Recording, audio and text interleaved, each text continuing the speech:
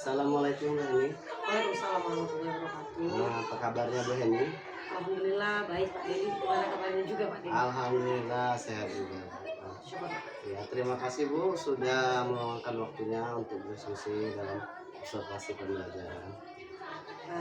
Sama-sama. Saya juga merasa terima kasih karena sudah dikasih kesempatan untuk berkolaborasi dan bekerja sama dalam hal ini terkait observasi yang dilakukan.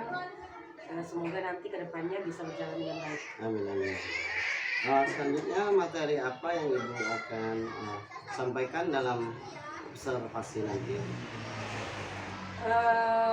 Terkait materi khususnya muatan pembelajaran, saya fokus ke pembelajaran pendidikan Pancasila, dan materi atau submateri yang saya ambil itu tentang norma hak dan kewajiban. Kalau materi itu saya natural aja Pak, karena sesuai dengan pembelajaran yang sedang berlangsung saja. Selanjutnya strategi apa yang Ibu akan gunakan dalam pembelajaran nanti?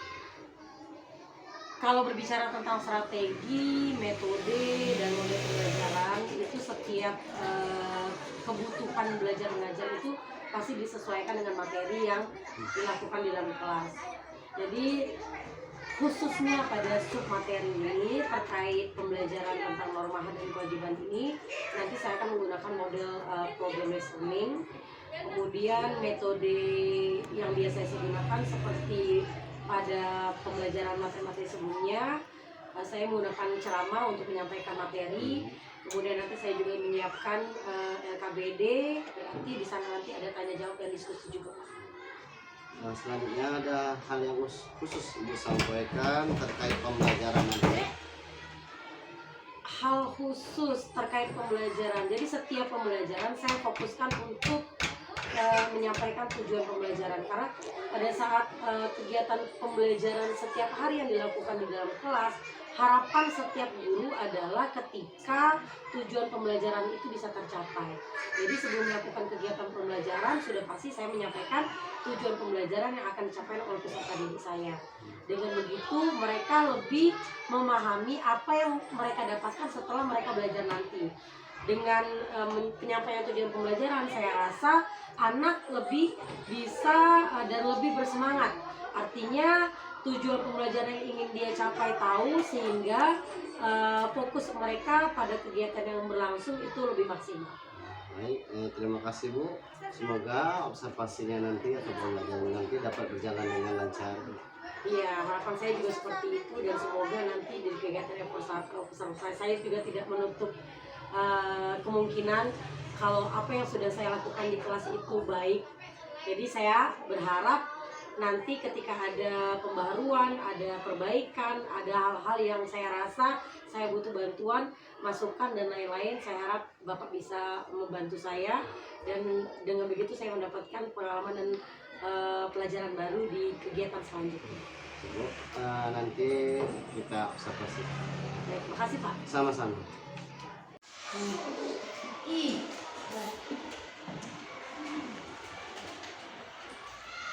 Assalamualaikum.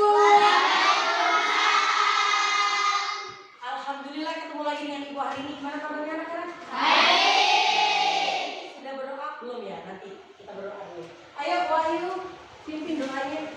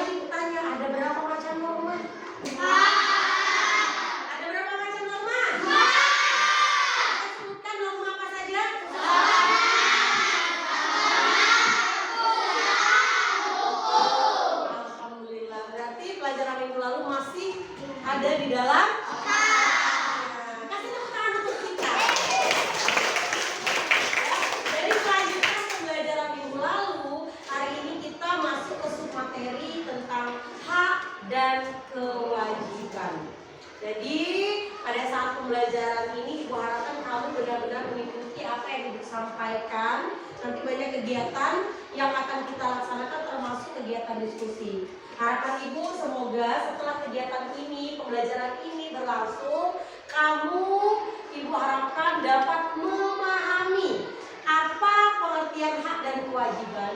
Kemudian kalian bisa ya menganalisis hak-hak dan kewajiban yang kalian lakukan baik di rumah maupun di sekolah, bahkan di lingkungan masyarakat.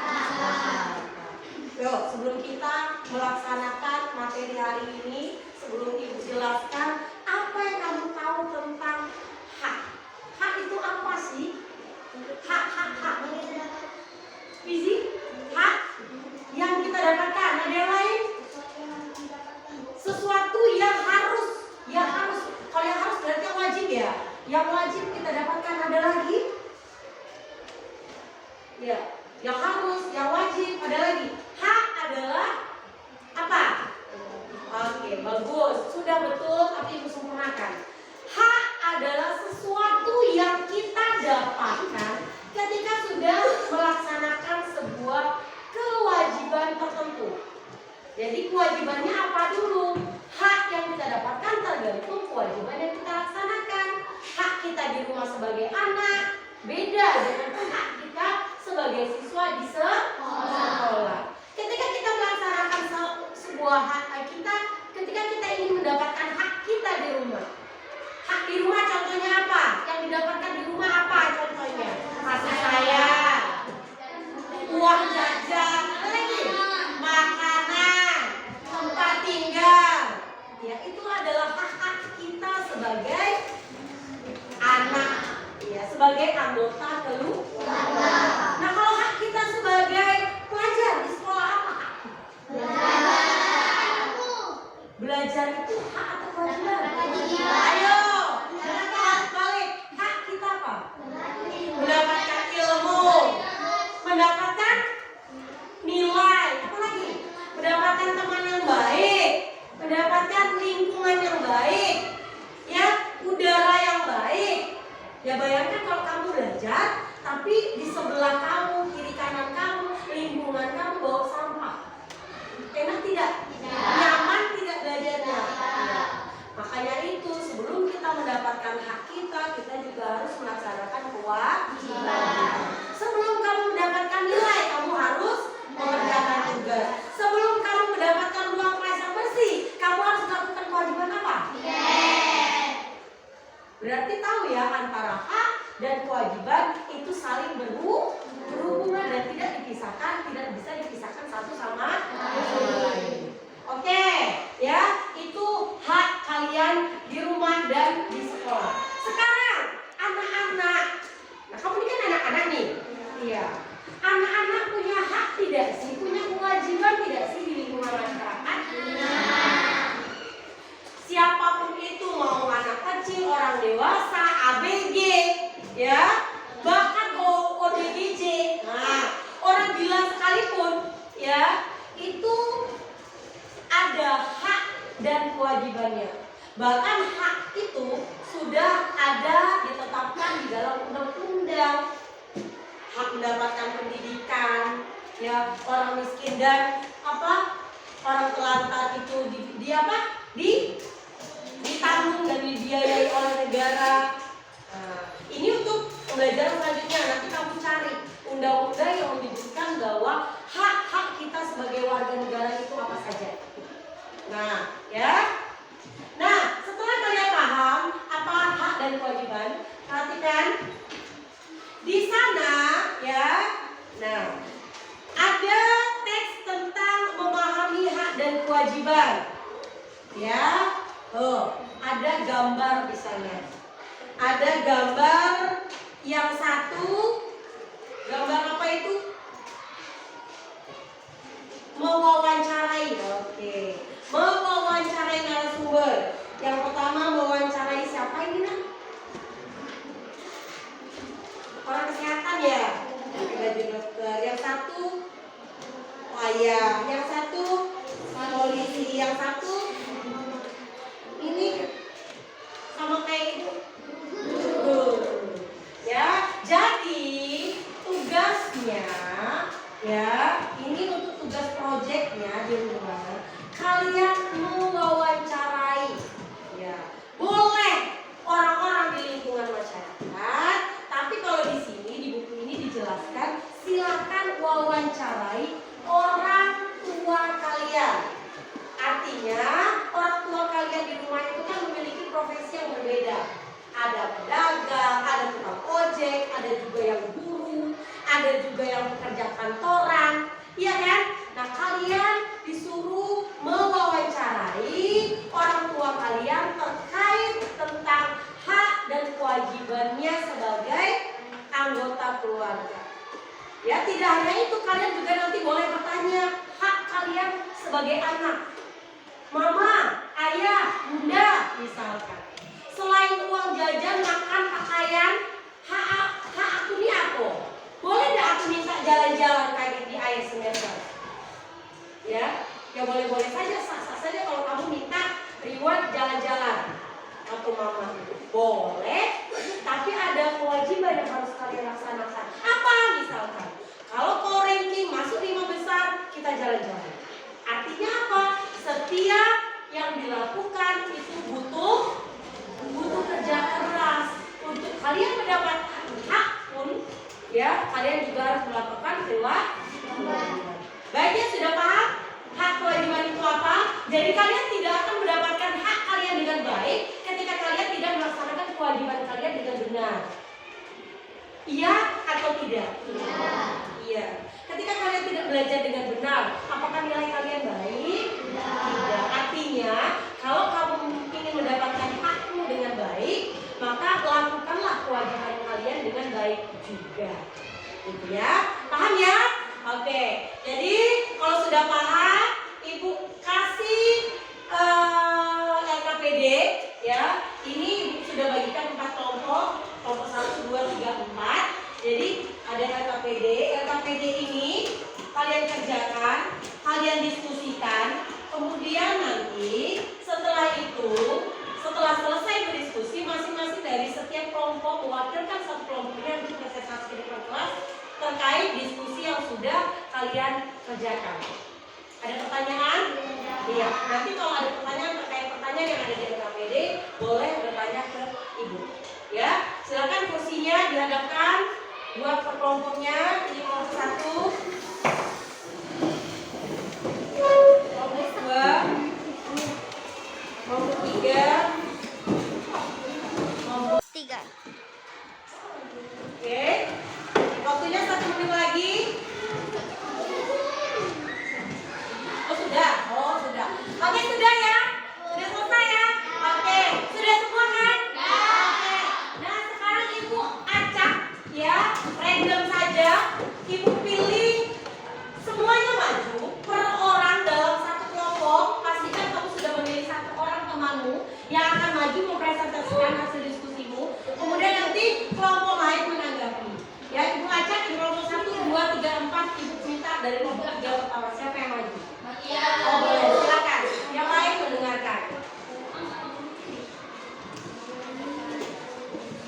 Boleh.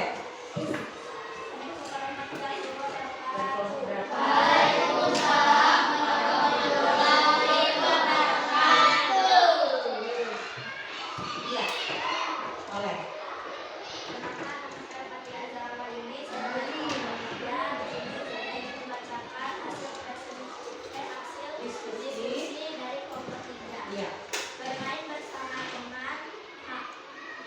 Bermain bersama teman itu hak. Perhatikan punya kalian ya. Kemudian lanjutkan. Menolong guru mengajar kewajiban. Oke. Membuang sampah di tempatnya kewajiban. Oke. Bersedekah kepada yang membutuhkan kewajiban. Oke. Bantu teman yang sakit kewajiban. Oke. Coba sebelum kalian menanggapi, perhatikan jawaban kalian yang disampaikan oleh Fatia tadi sama atau ada yang beda? Oke, kasih tepuk tangan dulu untuk Fatia. Artinya kamu dari masing-masing kelompok sudah berdiskusi dengan baik sehingga mendapatkan jawaban yang sama. Dan alhamdulillah setelah Ibu review dari pertanyaan 5 pertanyaan Ibu ajukan pada LKPD, semuanya betul. Tepuk tangan untuk kita semua. Iya.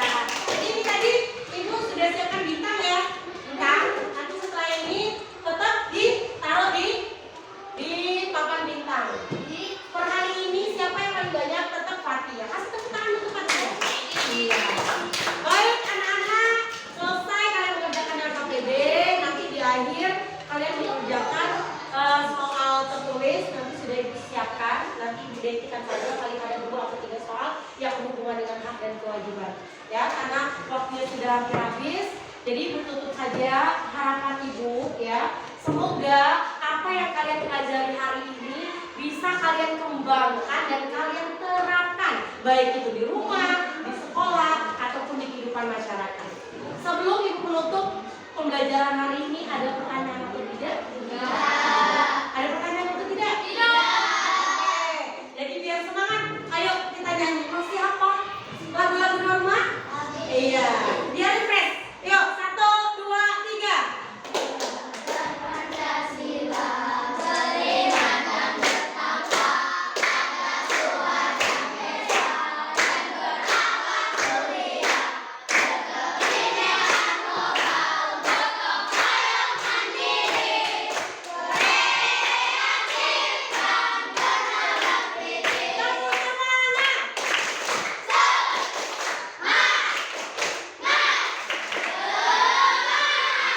Oke, bel sekarang sudah berbunyi. Bu Airi, wassalamualaikum warahmatullahi wabarakatuh.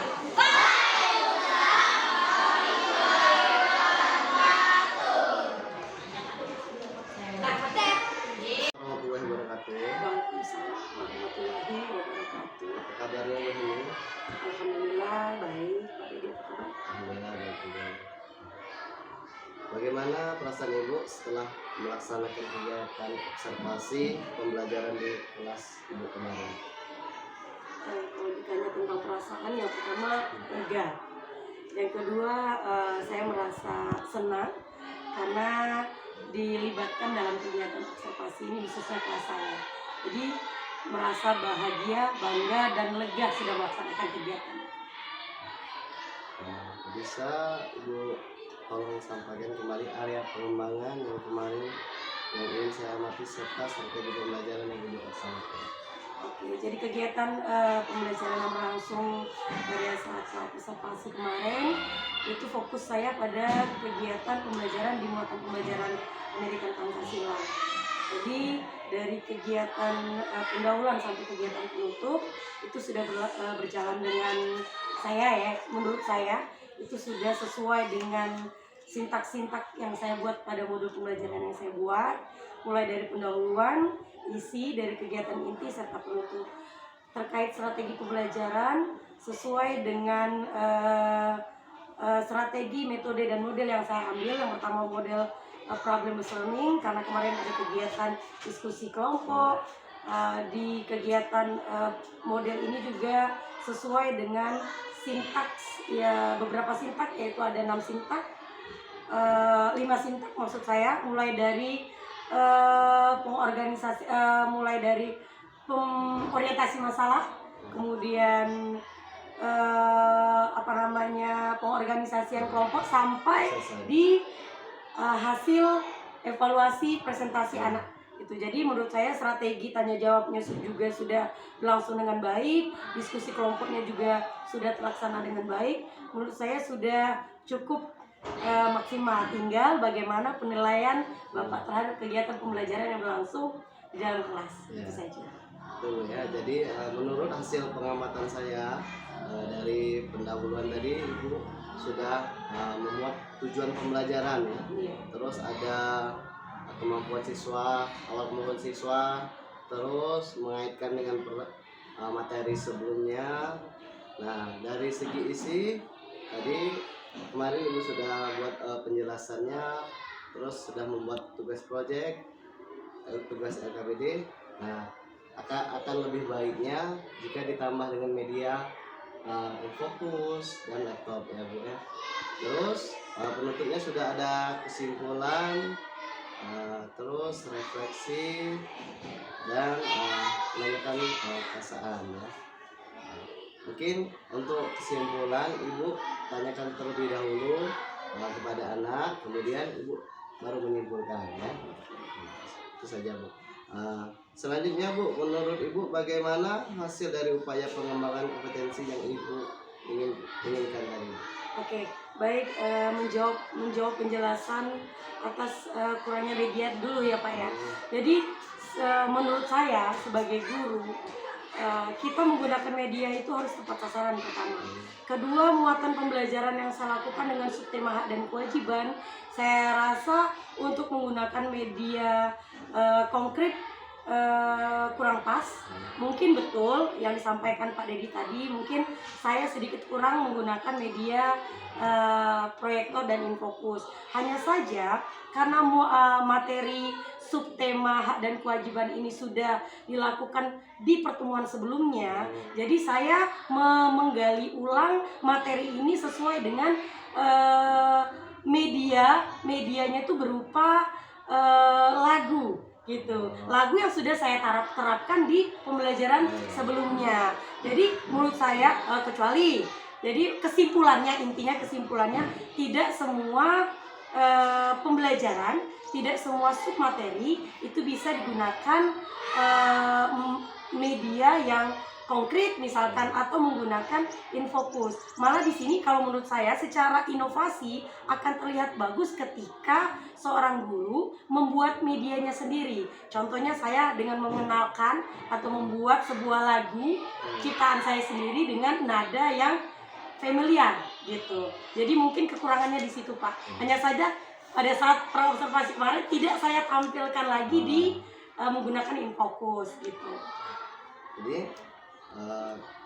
Jadi kesimpulannya terhadap perkembangan pembelajaran yang saya lakukan, saya rasa sudah cukup baik dengan gambaran hasil proyek yang dibuat anak juga.